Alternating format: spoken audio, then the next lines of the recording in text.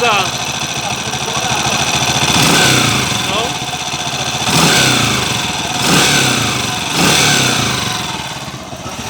Yan. Nakita nyo yung bumubuga dito mga bro sa may cylinder head sa ibabaw ibabaw ng block. Bumubuga na. Yan.